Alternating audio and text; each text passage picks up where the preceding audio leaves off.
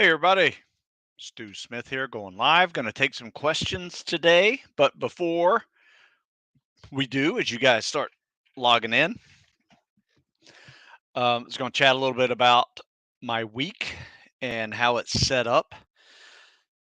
And be honest with you, sometimes when you're setting up your split routine to challenge yourself for optimal performance, but also allow yourself to recover for the next day, especially when you're working multiple elements of fitness the way tactical athletes need to, it can be hit or miss sometimes. And what I mean by that is, for instance, um, at the end of last week, we had done this Spec Ops triathlon. So it was a 4 mile run, 4 mile ruck, 1 mile swim on Friday.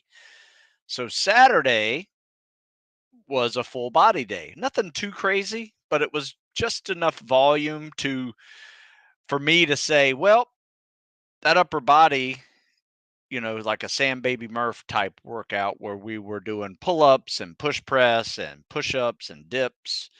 We also added in some squats and lunges since we didn't do our normal leg day on Friday. Bear crawls, fireman carries, things like that, running, um, just a little bit, just some interval stuff.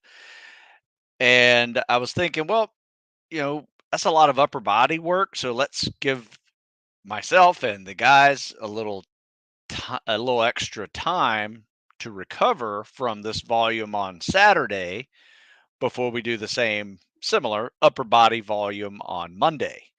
Usually we take Sunday off, which is very helpful for all of us to recover from, especially if you don't really do a lot of hard activity that day. It's just kind of easy stretching, hydrating, eating, take a nap, recover day. Um, and then Monday comes around and everybody's recovered. However, I failed to take into account the extra weight that we were using for the legs because we had Sam babies doing lunges and Sam babies doing squats. And some people were a little sore from some of that volume that we hit with a little extra weight. And so my legs were sore this morning and it was a hill day. So we basically moved our upper body Monday over to Tuesday and our Tuesday hill day and leg day over to today. So today turned into kind of a very slow start to a run where we turned it into a kind of like a warm up squat pyramid. So we were a little hair of the dog that bit you, which helped a lot. Everybody's legs were feeling a lot better after a 100-yard jog, one squat, 100-yard jog, two squats, build up to 10. You've already run about a half mile by that time, stretch a little bit, and then get going. And um, it wasn't that bad. So it wasn't a day where we could do our normal leg volume. However, so it was just run to the hill. Takes about 2.25 miles to get to the hill. We mixed in about 55 squats along the way, did some hills, and then we ran back. And the guys that weren't there on Saturday added in more lunges, added in more um, squats, and the guys that were there on Saturday just did a nice, easy interval run coming back, working 800-meter run pace. And after all of the warming up, the legs were better. Nobody's legs were hurting, and we kind of got over it. But, in hindsight, it was just one of those scheduling things that occurred when I was making programming and had to really start juggling what you did that day because it was potentially one of those things where you could overdo it, right? And you could start seeing, you know, knee tendonitis and maybe some hip tendonitis, primarily knee tendonitis when you're doing a lot of squats and lunge volume and running. And then if you put on a pair of fins at the end of this and go swimming, it can really work your knees a little bit. The only thing this week is our pool's closed due to some kind of summer maintenance.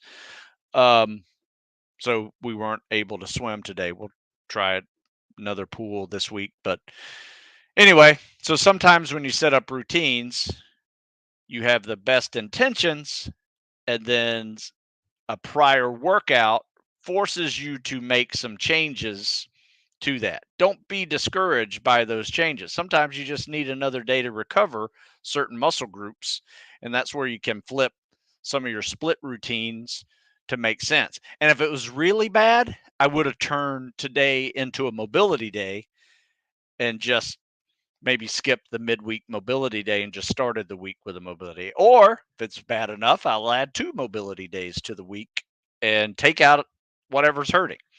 So, sometimes juggling these split routines, it can be hit or miss sometimes, and you might have to make some on scene judgment calls, especially when you're doing programs like this that aren't personally programmed for you. Even if they were personally programmed for you, there could be a lack of recovery that causes some change in planning. But when you're doing a generic program, your job is to personalize it for your abilities, your equipment and facilities, your time per day, days per week. Those are things that you may have to cut and move some of the blocks of training to fit your schedule. If it's a pool schedule, or if it's gym opens in the morning, but it's not open in the evening for some reason, you might have to move things around. So anyway, don't be pissed that you had to make some changes to your written program. In the end, as long as you're getting something done that day and as close to that column as possible at the end of the week, you know, it should look like you've made up anything that you missed along the way. So, for instance, the leg day reps that some of the guys missed today, we're going to bump that over to Friday when we hit legs again, maybe add some more volume to it. So at the end of the week, we've made it all up. So there you go. That is split routine.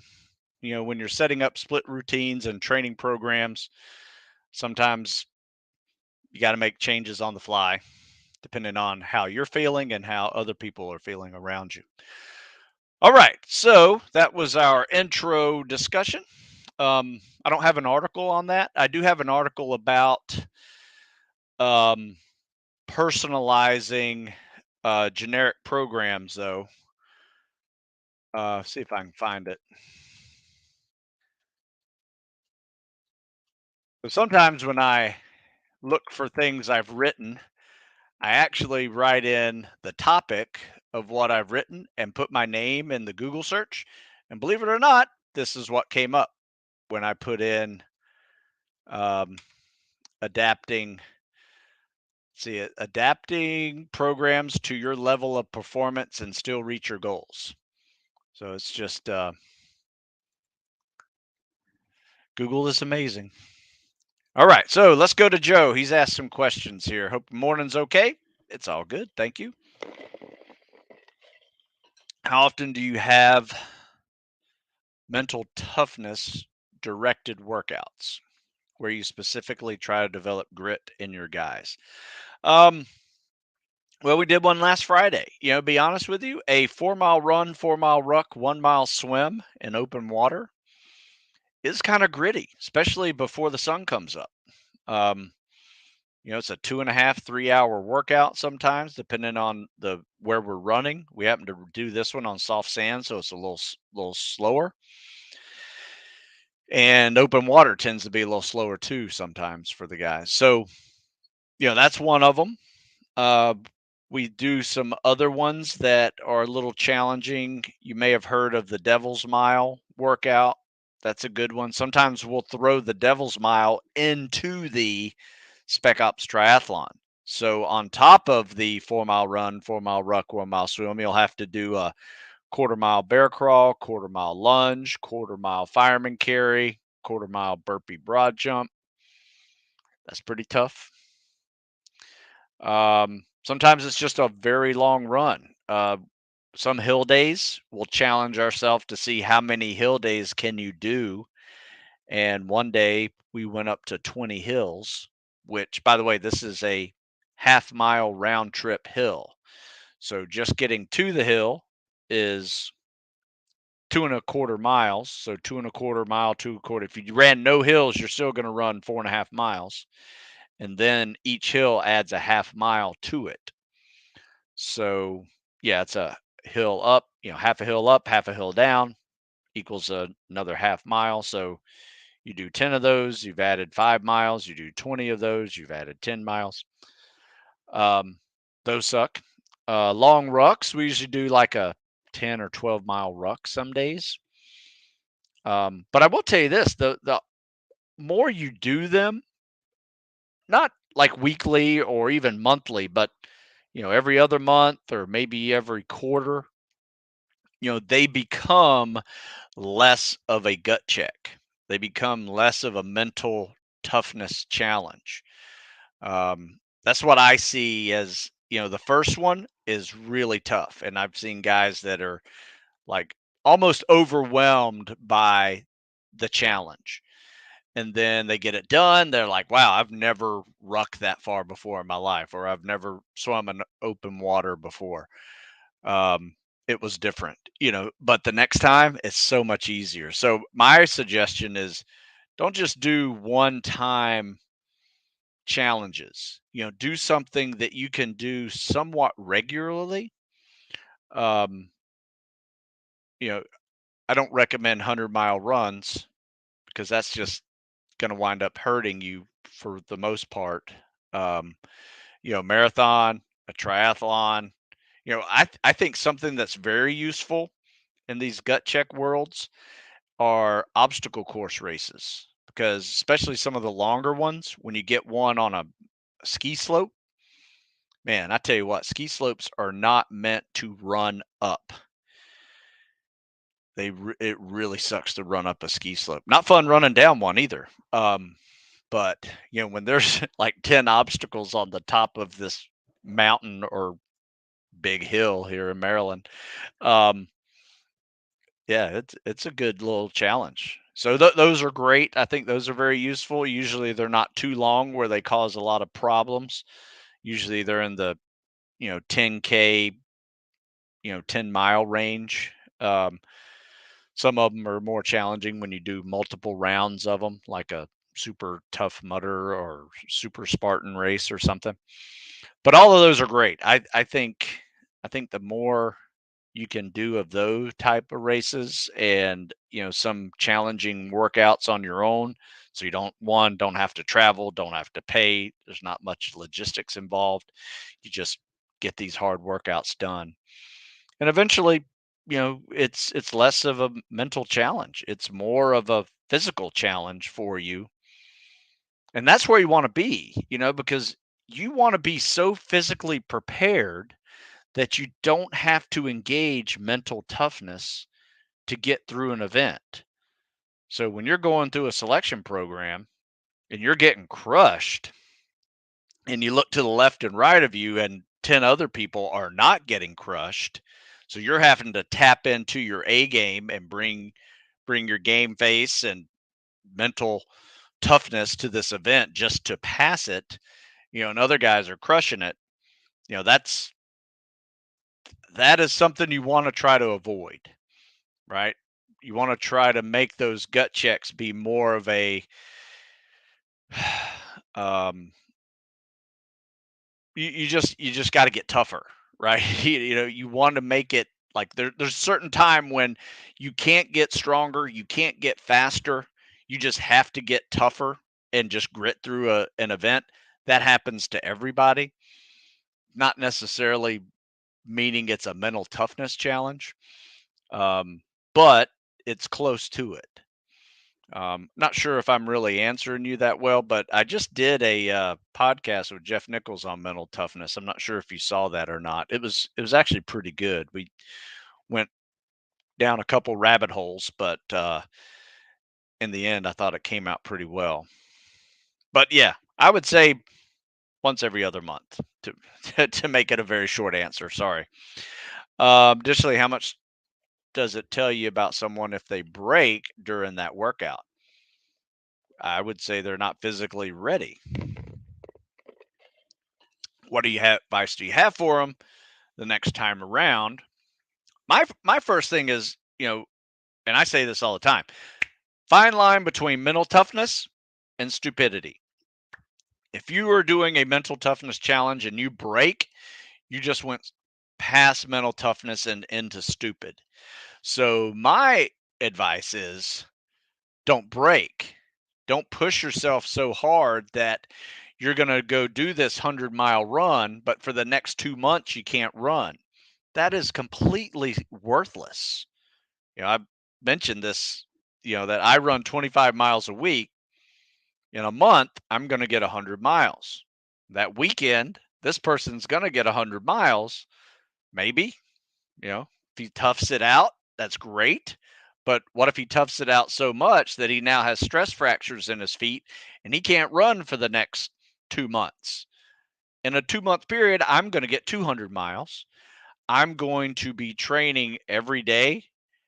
I'm going to be running even though I don't feel like it. I'm going to still do it. And then that's a little scoop of mental toughness versus trying to get this one big dose of mental toughness. That's not how it works. You get it by consistency. You test your mental toughness with those hard events, but you don't necessarily come out on the other side of them mentally tough. What you do is you come out on the other side with more confidence in your training, in your abilities, in your ability to engage mental toughness. That is what happens on those gut check events. And I recommend doing them, but I recommend being smart about them too. Yeah, that's a good question. You ask great questions, Joe. Don't feel bad about asking questions. I recently heard a large percentage of budge candidates take steroids. That's not true. It's not a large percentage. And no, instructors don't encourage you to take them. People who encourage you to take them are liars, cheaters, and quitters because either they couldn't have made it without them or they didn't do them and thinks everybody else who made it through is on steroids. It's a bunch of BS. Yes. Does it happen? Sure. Are they getting tested for it and getting caught for it? Absolutely. But you don't need performance enhancing drugs to get through buds. It's hard, but it's not worth it. How many calories was in your lean diet? I have no idea. It depends on your portion sizes. That lean diet is not a specific size of portion. So you can gain weight on the lean down plan if your portion sizes are too big. So you got to eat a little smaller. My recommendations on that lean down plan is put your meals on a salad plate and put your salads on a dinner plate. That's how you control the portions of bigger quantities of calorie dense foods. All right, pretty famous Delta operator said for SOF selection and SOF in general, the 5'11", 6-foot guys, ideal weight should be around 195, give or take. Do you agree? Yes. I would agree. I was 195. So I'm about 6 feet, 195. With a pair of combat boots on, I'm 6'1", 195. When I was going through buds. I'm about the same height now and probably about 200, 205. So I'm not far from my college buds weight, but could drop 10 pounds and be down there. In fact, that is my constant goal, is to get back to my college weight and stay there.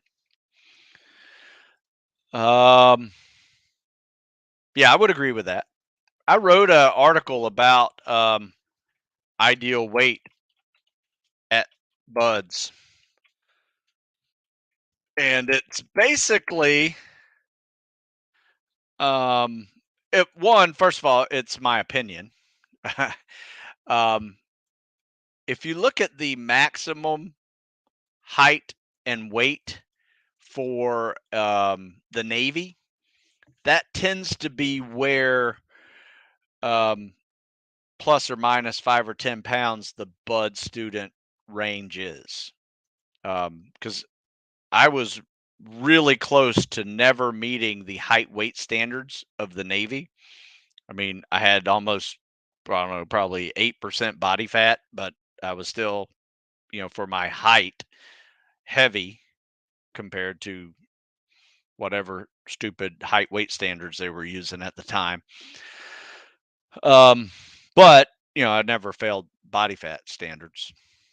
But if you can be at that close to that upper range of that, which I think is pretty ridiculous, um, and be pretty low body fat percentage, like 10 to 12% body fat, you're in good stead with your abilities. Yeah, you definitely need a solid running base. I am fine, Ranchero. Thanks for asking. Did the 100K, I'm assuming that's a run? Yeah, 100K, that's 50 miles here in the United States, a little more.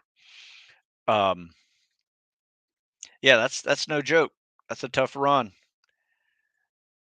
Yeah, typically you need to lick your wounds for a few days and do some non-impact cardio for a while. Hopefully there's um, nothing there that's going to cause you to not be able to run for long periods of time. I would definitely try to test out your running, within the first week of that event and just make sure that nothing is hurt. If something is hurt, make sure you get some medical attention because it might be able to help you. What's your go-to food for lunch? Trying to avoid lunch meat and other processed foods. I actually work from home, so it's real easy for me. I have a salad with apples on it, um, and either salmon or chicken put on it. And I usually for breakfast um, eat pretty light. Um, maybe some eggs. I do have a protein greens shake that I just had. Now I'm drinking water, or yeah, this is water, or it's either water or unsweet tea. But yeah, that's what I typically do. Mostly go for salads, and then my evening meal is usually a big source of protein, either steak, some kind of meat, fish, chicken, veggies, lots of veggies, um, broccoli, cauliflower, carrots, and then sometimes a salad on top of that. All right, let's see. Um, while we're talking recovery at Buds specifically, would you have time on the weekends to recover somewhere in the city? For example, cryotherapy, seeing a chiropractor. Sure, a lot of guys get massages. Um, some guys do other creative therapy. I'm not sure the um, efficacy of cryotherapy. I haven't seen any studies on that being actually useful. Your biggest form of recovery will be eating well and sleeping. That's your number one and number two recovery, which will probably give you about 90% of the needed recovery that you need. And then that 10% is typically spent on what you just mentioned. You know, the like I said, if you eat and sleep, you're going to recover. Hydrate, electrolytes, all of that's important as well. You got to do that every day though. But yeah, you can go out in town. A lot of guys go out in town, find friends that might have, hot tubs, and yeah, get it done that way. Why do you prefer to make up leg reps on the leg day at the end of the week rather than adding to a different non-leg day lift in the week? Just because I don't like doing legs multiple days in a row. I will say this though. There are weeks we do legs 3 days a week, spread out over 6 days. So some days it's like every other day getting a leg day. I've just found over the years that um, legs can, especially when you're working out in a group, not everybody recovers the same. So that's why we do it. Yep. Do you plan to bring back Eric Burks for some swim critique videos? I haven't talked to him in a while. He got really busy. He's on the West Coast, I'm on the East Coast, and it was, be honest with you, it was kind of a pain to work our schedules out and make that work for either one of us. He was either getting up early or I was staying up late, and it was just no, wasn't good. Um, were you ever an actual buds instructor? No. I was a pre-buds instructor at the Naval Academy, and I ran that program before the um, graduating midshipmen became naval officers, and then they went to buds. So it's a pre-buds program, though. I got a PJ book, and yes, there's an obstacle course. I'm not sure what that means. Yeah, it's me. How much does boots sand slow you down? Ran 27 4 mile in sneakers on the road. Um, Maybe a little bit. You'd probably be 30 seconds to a minute, somewhere in there. Could be slower. But I will tell you this, the 4 mile timed run at Buds are done in a very hard pack sand. And the boots these days are like air boots. I mean, they are running shoes that look like boots. So probably not as much as maybe they did in the past. Back in our day, it was Vietnam era jungle boots that were heavy boots.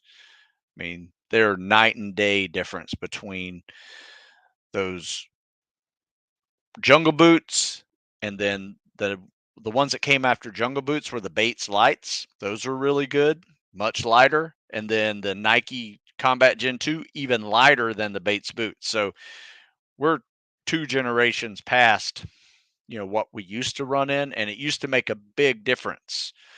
And you'd want to be down to like 26, 27 minutes in sneakers on the road in order to just get below 30, on the beach. So there you go. But you're fine now.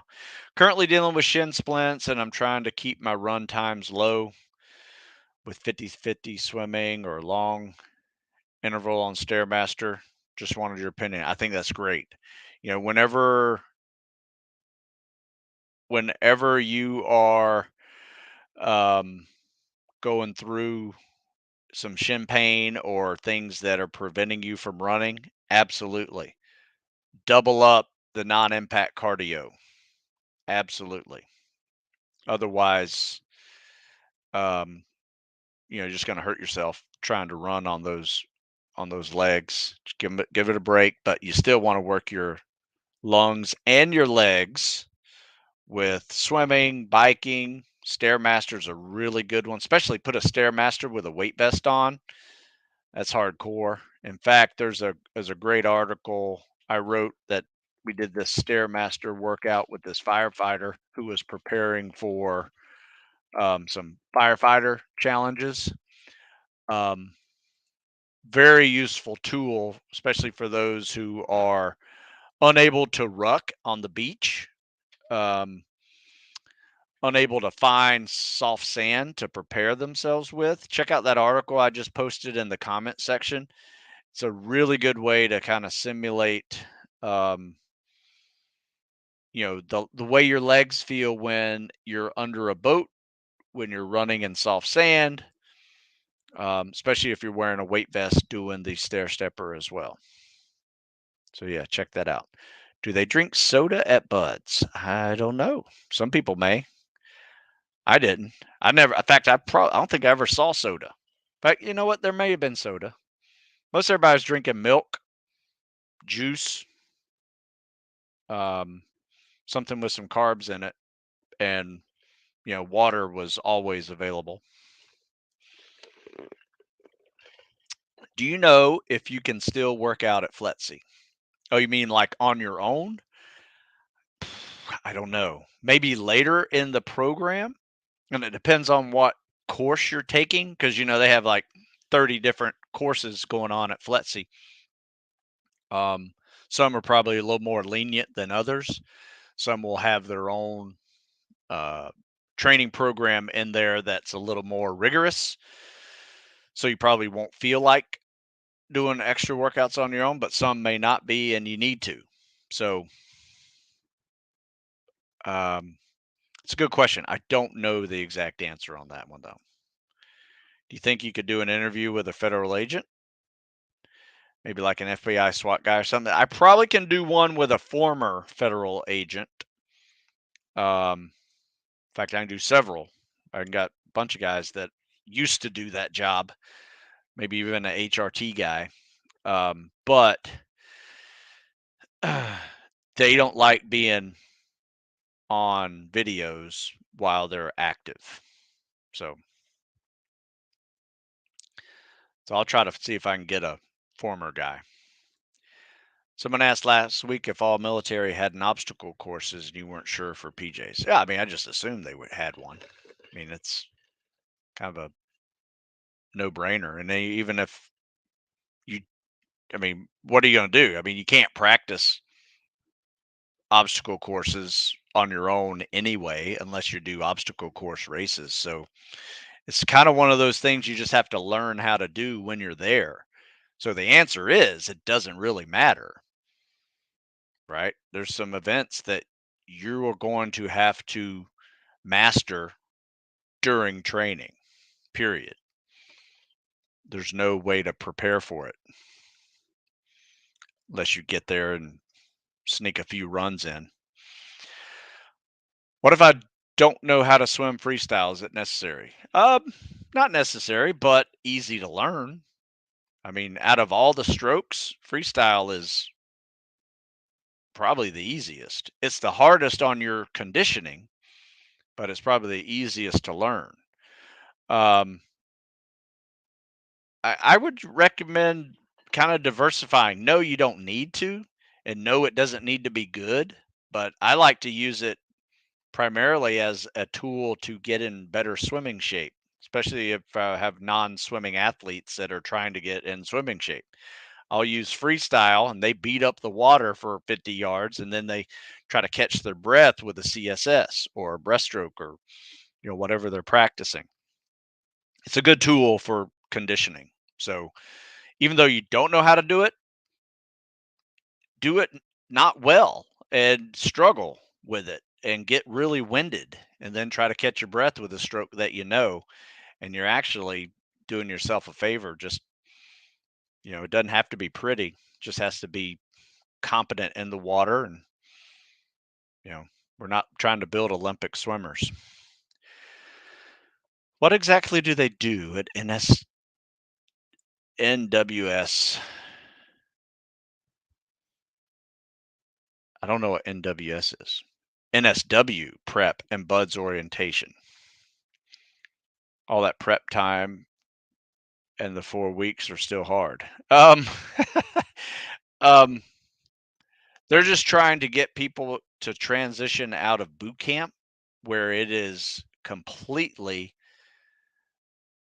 compared to anybody's preparation, it is completely sedentary. I mean, one of the last guys that just went through boot camp said he ran 15 miles in 8 weeks. And, that's just how it is. No swimming other than some drown proofing. So they get out of shape at boot camp. So I tell everybody, go to boot camp and just be so like peaked out that you can actually use boot camp as a taper, a deload, and then you go into prep and you start building up again. You start on that upward swing to get um, into buds. But buds is just hard. First 4 weeks are always going to be hard, regardless of prep or not. You know, just the way it is.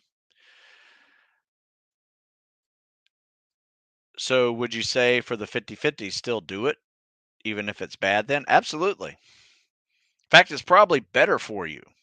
If your 100 is a struggle, if your 50 free is a struggle, you're doing what I want you to do. So for people who can swim freestyle, what I have them do is try to skip breathe every 6 or 8 strokes so they're at least getting winded.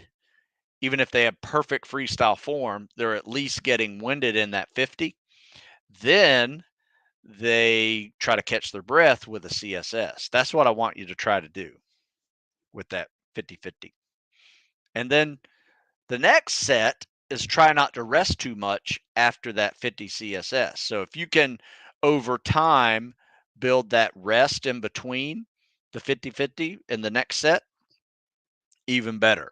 Like my goal is for you to be able to burn that 50 hard free, catch your breath with a 50 CSS at a decent pace that's going to be in your goal pace zone, and then maybe take 2 breaths and go again.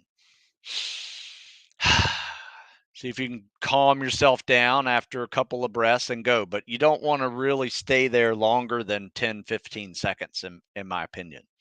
If you're resting 30 to 60 seconds every set, you're really missing out on the workout. And it's going to take you a really long time to get in swimming shape. So there you go. All right. You guys got any other questions? It's not bad. I don't have any videos to show you today because it is not Combat Swimmer Stroke Day. Tomorrow, 9 o'clock, I will have some videos to show you guys on the CSS. If you're wondering how to send me videos, you can either email me, stu@stewsmith.com. You can go to my Instagram, Stu50Smith, and DM me.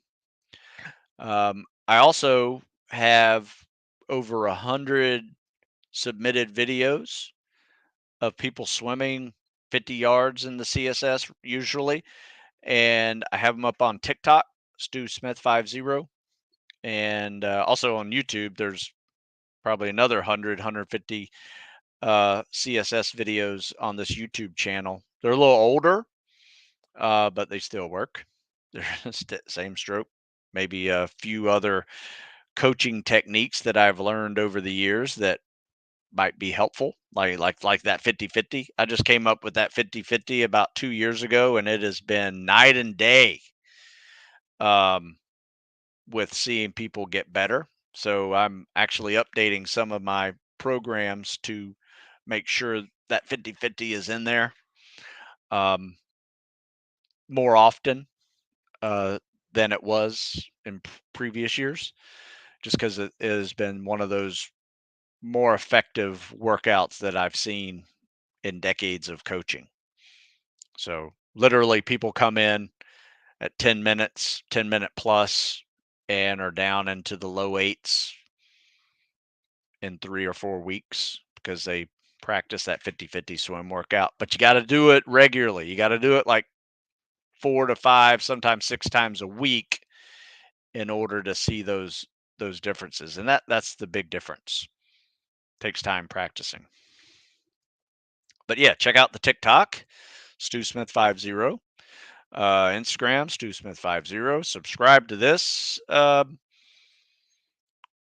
and you'll get our notifications. I'm usually on here a couple times a week. May do a live with Jeff this week.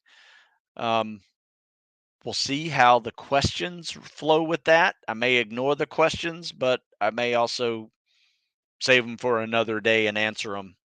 Just depends on how the flow of conversation's going. So yeah, that's it. Let me see if I got any more questions here before I sign off. No questions. I'm happy to answer them if they come up here in the next few minutes. I will say this: if I did miss a question, which I'm not sure I did, if I did miss a question, just send it to me, stu@stusmith.com. If it's more personal, you don't want to be on this open forums, email me. Happy to share it. I mean, answer it. I won't share it if you don't want me to share it. I definitely, when I do share feedback or questions, I don't use the actual name of the person who sent it. So always change the names on it. Or I don't put a name in there at all. So there you go. No questions? All right. If you guys got questions, just hold it off till tomorrow or email me. Happy to answer it. Send in a video if you want me to critique you swimming. Happy to assist on that level as well. Okay. One last question. Just popped in.